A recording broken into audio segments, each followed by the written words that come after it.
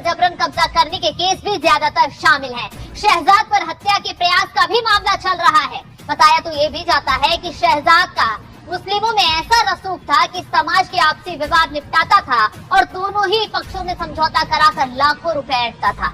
ये बात तब सामने आई जब शहजाद अली पर एक्शन हुआ, उसकी हवेली को जमींदोज कर दिया गया तो तमाम लोग जमीन कब्जाने की शिकायत लेकर बाहर निकल आए। और तो और उसका छोटा भाई फयाज अली भी रजिस्टर्ड अपराधी है। परिवार के भी केस अब होते जा रहे हैं। बताया तो ये जा रहा है कि शहजाद अली ने जिस जमीन पर महल जैसी इमारत ठोक रखी थी उसे भी हथियाने की बात सामने आ गई है। उस जमीन का मालिक भी कोई और बताया जा रहा है। फिलहाल जांच तेज हो गई है।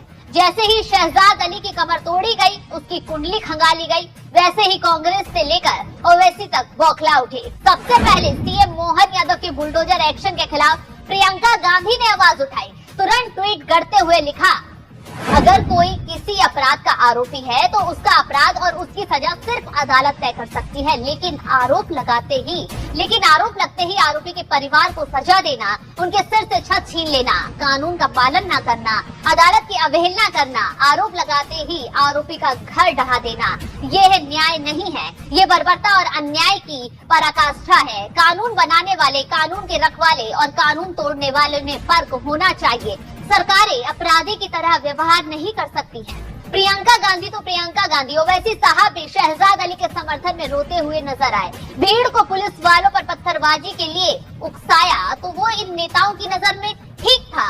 तमाम लोगों ने पुलिस वालों पर पथराव किया, वो भी ठीक था। लेकिन जब पुलिस ने इन्हें अपराध की सजा दी, शहजाद के काले चिट्ठे खोले, ओवैसी साहब जैसे नेता बौखला उठे, जैसे एक बेकसूर पर कार्रवाई की जा रही हो।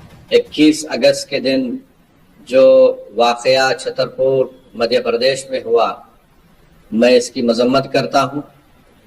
दोनों वाकयात की जो पथरमबाजी हुई पुलिस स्टेशन के पास और जिस बर्बरियत और जुल्म के जरिए इख्तिदार के इस घुमंड में डूबकर जो बीजेपी की वहां की सरकार ने हाजी शहजाद अली के घर को डिमोलिश किया, बुलडोजरों से जमींदोज कर दिया और साथ ही साथ उनकी तमाम 3 कारों को भी बुरी तरीके से उसको डैमेज कर दिया, मैं इसका कंडेम करता हूं।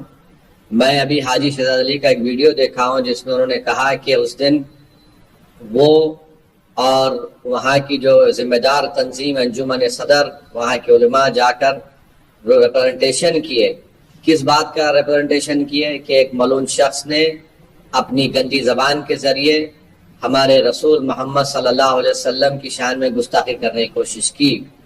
और जब वहां पर वो लोग रिप्रेजेंटेशन दे रहे थे, जिसमें additional SP, deputy collector, SDM साहब भी थे, तो पथरमबाजी शुरू हुई।